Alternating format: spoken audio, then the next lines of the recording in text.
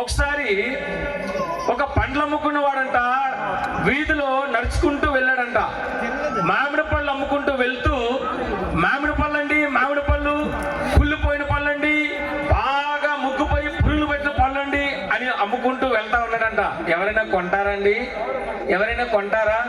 ఎవరు కొనరు. ఎందుకంటే తన అమ్మే పళ్ళుని ఎంత ఘనంగా చెప్పుకుంటాడో అంత ఘనంగా ఆ పళ్ళు అంటట చెల్లుతాయంట. అయితే మనకు పుట్టిన బిడ్డలు కూడా మనం ఎంత ఘనంగా చూడాలి, ఎంత అద్భుతంగా చూడాలి. లోకంలో ఉన్నటువంటి కొన్నిసార్లు పిల్లలు మన మాట వినరు. ఎందుకంటే వాళ్ళకి కుడి ఎడమలు తెలియవు. చిన్నపిల్లలు, ఈ చిన్నపిల్లలు పెద్దలు చెప్పిన మాటల, తల్లిదండ్రులు చెప్పిన మాటలు ఒక్కోసారి వినరు. విన్నప్పుడు మనం కొన్ని మాటలు ఆడుతామండి. ఆ మాటలు చాలా కఠినంగా ఉంటాయి.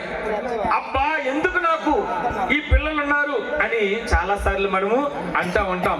పిల్లలు లేని వారిని చూస్తే ఆ బాధ ఎంతో కనిపిస్తూ ఉంది. అయితే దేవుని యొక్క వాక్యం ఏం చెప్తా ఉంది? ఎఫెసీయులకు రాసిన పత్రిక 6:4 ఒక్క మాట ఉంది. ఆ మాట చూసుకుని మనం ముందుకు వెళ్దాం. ఎఫెసీయులకు రాసిన పత్రిక 6:4, తండ్రులారా మీ పిల్లలకు కోపము రేపక ప్రభు యొక్క శిక్షలోను బాధలోను వారిని పెంచిడి. దేవుని స్తోత్రం. తల్లిదండ్రులారా మీ పిల్లలకు కోపము రేపొద్దు. ఆ చిన్నపిల్లవాడు మీ మాట వినడు. ఎందుకంటే చిన్నపిల్లవాడు కుడి ఎడమలు తెలియదు. ఎందుకంటే ఆలోచించే జ్ఞానం తక్కువ. అయితే ఆ పిల్లల్ని ఎలా పెంచాలంటాడు తెలుసా? ప్రభు యొక్క బాధలోను ప్రభు యొక్క శిక్షలోనట మనమట పెంచాలంట. అప్పుడే ఆ బిడ్డలు ఉన్నతమైనటువంటి స్థాయికి వెళ్తారు. ప్రభు యొక్క బాధలో ప్రభు యొక్క శిక్షలో బిడ్డలు పెరిగితే వాళ్ళ పరిస్థితి ఎలా ఉంటుందంటే వాళ్ళు అనిపించాలని ప్రభు తన సేవకుని ద్వారా నీకు చెప్తా ఉన్నాడు. ప్రభు యొక్క బోధ అనగా సండే స్కూల్లో నీవు చాలా మంది తల్లిదండ్రులు దేవుడి మందిరానికి వెళ్ళిపోయి పిల్లల్ని ఇంటికాడ వదిలేసి వెళ్ళిపోతూ ఉంటారు. అది ఎంత మాత్రము మంచిది కాదు. మనతో పాటు మన పిల్లలని మనం ఏం చేయాలి? దేవుని మందిరానికి తీసుకెళ్ళి ప్రభు బోధలోను ప్రభు శిక్షలోను పెంచాలంట. అప్పుడే వారట దీర్ఘాయువు కలుగుతుందంట. దేవుని సన్నిధులంట ఒక్క దినముల గడుపుటకు ఎన్ని దినాలకు శ్రేష్టము? 1000 దినములకు శ్రేష్టము. అటువంటి 1000 దినాలు మన బిడ్డలకు ఉండాలంట. ప్రతి ఆదివారం, ప్రతి ప్రార్థనకి, ప్రతి కూటానికంట మన పిల్లలు పట్టుకునే వెళ్ళాలంట. అందుకే దావీదు భక్తుడు అంటాడు, నేనును నా ఇంటి వారును యెహోవాను సేవించదుము. నేనొక్కనే కాదు, నా ఇంటి వారే కాదు, నా పిల్లల కూడా.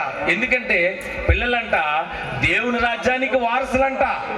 కనుక వాళ్ళు ఎలా పెంచాలని ఆఖరిగా దేవుని వాక్యం ఎలా సెలవిస్తుందండి? సామెతల గ్రంథం 22:6లో బాలుడు నడవలసిన త్రోవను వానికి నేర్పుము, వాడు పెద్దవాడైనప్పుడు దాని నుండి తొలగిపోడు. మొక్కై వంగనదే మ్రాణయి వంగునా అని ఒక మాట ఉంటుందండి.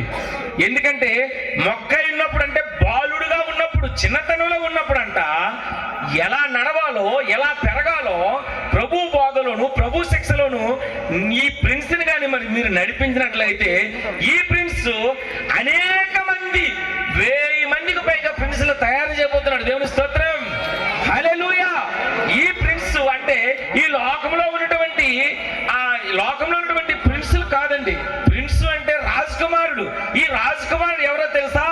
యేసుక్రీస్తు ప్రభువారు. దేవుని స్తోత్రం. అసలైనటువంటి రాజకుమారులు ఎవరంటే నా యేసయ్య. ఆ యేసయ్య పేరు పెట్టినటువంటి ఈ రాజకుమార్ ఆల్ఫా రాబోయే రోజుల్లో ఒక ఉన్నతమైనటువంటి స్థాయికి దేవుడు నడిపిస్తాడు.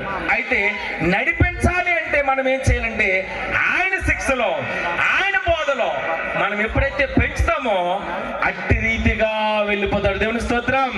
కనుక ప్రిన్స్కి మరోసారి మన తరపున, మన సంఘం తరపున, గ్రామం అందరి తరపున మరోసారి many more returns of the day prince. God bless you నాన్న. దేవుడి యొక్క ఈ వాక్యాన్ని దేవుడు దీవించును గాక. ఆమేన్, ఆమేన్.